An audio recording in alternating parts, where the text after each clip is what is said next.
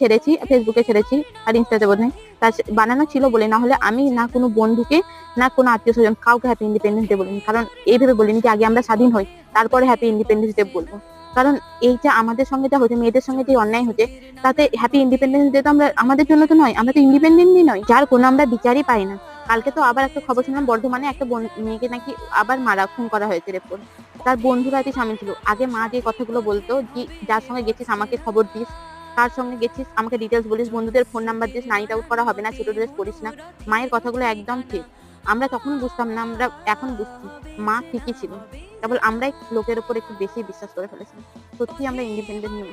এই সমাজ ছেলেদেরকে শিখিয়েছে যে ছেলেরা তো পুরুষ, সে কাঁদে না, পুরুষত্ব আছে। আর মেয়েদেরকে সব বড়লোক গরিব সবাই জানে যে মেয়েরা ছোট ড্রেস পরতে পারে না, মেয়েদের রাতে বেরোনো উচিত নয়। এই কথাটা যদি সমাজ না শিখিয়ে যদি ছেলেদেরকেও বলতো যে মেয়েদের অসম্মান করতে হয় না, মেয়েদের সমান সমান সমান ভেবে চলা উচিত, তাহলে হয়তো এই পরিস্থিতি হতোই না।